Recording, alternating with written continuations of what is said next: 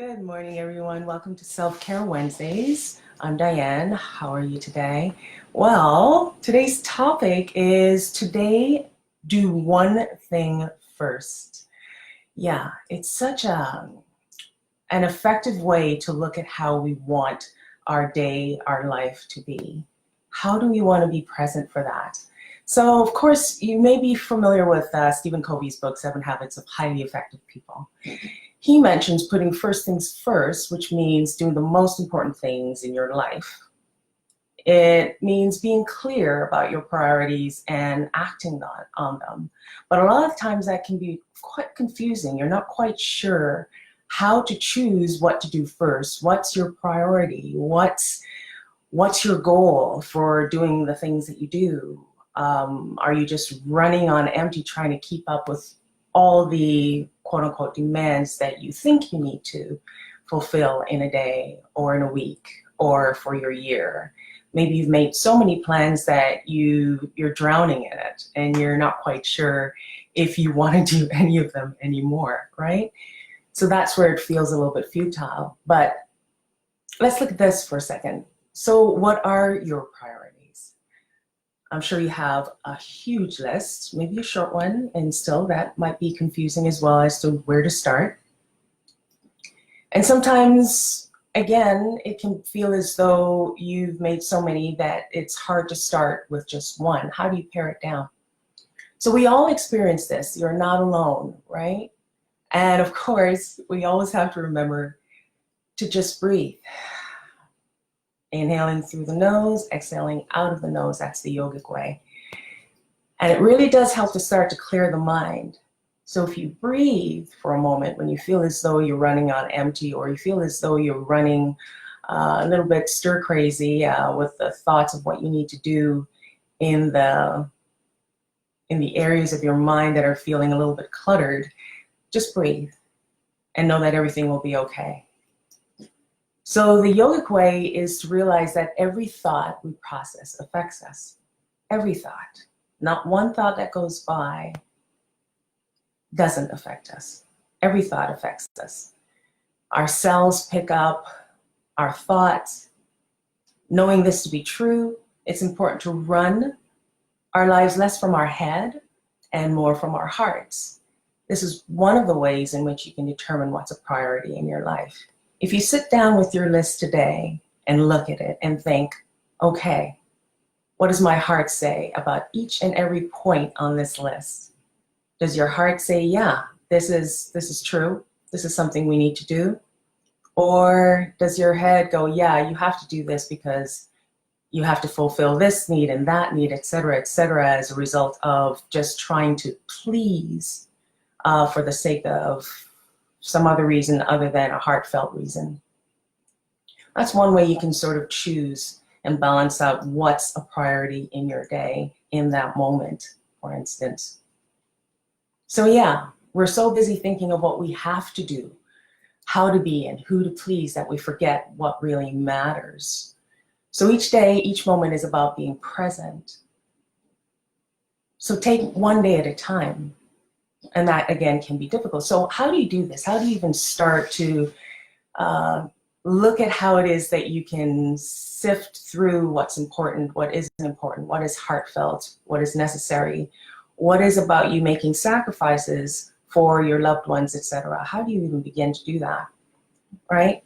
So there are 6 things that I would think works, and it's been shown to work over time. This is somewhat akin to a lot of the organizational standards that you may have seen in organizing and management of a small task force, a small business, et cetera, et cetera. If you're an entrepreneur, you might have a sense of how to organize your day, but sometimes that can be overwhelming as well. But there are just 6 things that tend to sort of rise to the top that says, okay, this is sort of how you start to get a handle on things. And these things look like this. These 6 points look like this. Collect a list of all your tasks, whatever they are. Just brainstorm whatever they look like. Write that down on a piece of paper. And you might want to just throw it out there and not try to control it. Just do the thoughts as they come, write them out, Simple as that. No second guessing. It's important not to second guess this action. Number 2, identify what's urgent versus important. And that's the tricky part. That's where some people get a little bit, discouraged or stumbled, or they tend to feel a little bit overwhelmed with this section. So we'll probably touch on that a little bit more with the time that we have. 3, assess the value of this particular task or tasks that you've listed. So assign value to each one of those, okay? And this is where your heart comes in. What is the value of each of those tasks that you think is so important for your day or in that moment? Number 4, order the task by estimated effort. So if something takes a little bit longer, of course you're gonna allot more time to that. And if it's something more immediate, less time will be allotted to that. So if it's less time, it'll be more immediate. It'll go ahead of the one that takes, let's say, 2 hours as opposed to 10 minutes or half an hour, let's say, right? So give or take in that respect. Number 5, be flexible and adaptable. There's no hard run rule that says, okay, you must stick to this, etc. Because a lot of the times we make plans in life and things change, right? So we'll have our list and we think we're moving along there, and then life happens. Life always happens, right? So be sure to be flexible and ask for help if you need help with your task. A lot of times we make plans and life happens and we think we have to still carry the load ourselves. No, life's forgiving. And life wants us to engage our community, that be our family, our friends, our coworkers, to help us along if something comes along that changes the plan or the task that we thought we could manage on our own that day. So be flexible. And number 6, know when to cut. This can be brutal. It can be a real challenge because you think you have to do everything, especially if you're a perfectionist. You think, well, I've made my list.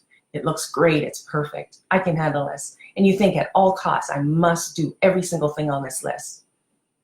Let's just say this, if you can narrow down your point to 3 things and then choose the first things first, right?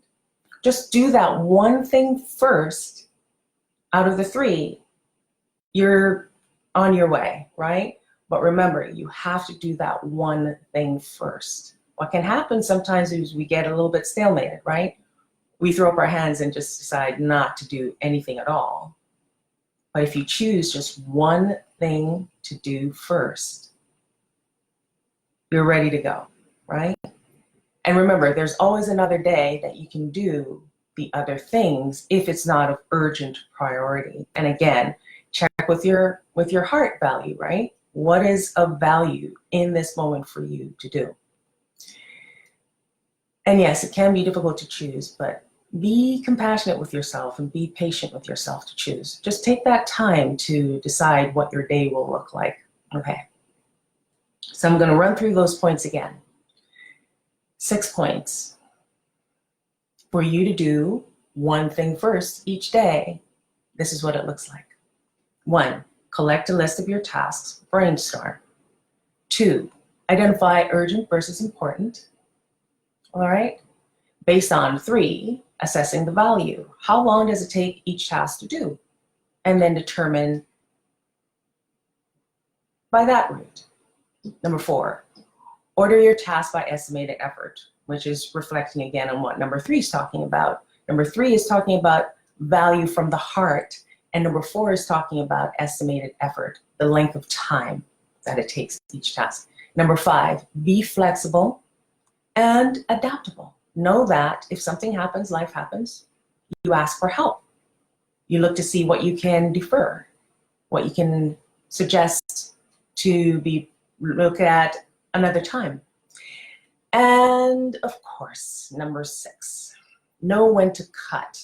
Cut something that you think, this doesn't really need to happen today, much less tomorrow or this week, right?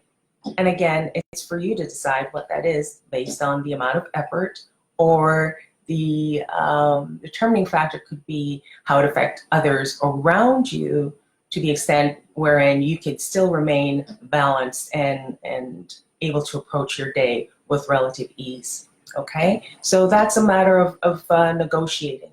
Learning how to negotiate will also help you with your task and what you determine what is important to you to do, as well as the environment that you're in, feeling a little bit more balanced as well.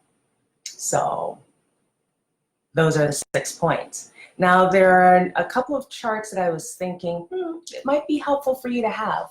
And if you want that, I can send that to you. There's, of course, the circle map for the brainstorming aspect.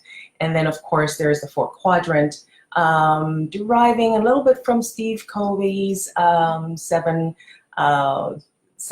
highly effective people habits that can be put into place on a day-to-day basis. So that's something, it's a little chart that you can take a look at, and I would say that it could be quite helpful. So just a little bit more before we go, let me know how this has been helpful to you, if it's been very useful. If these tips have been helpful to you, please like and share, and of course comment when you can. I would love it if you could comment today.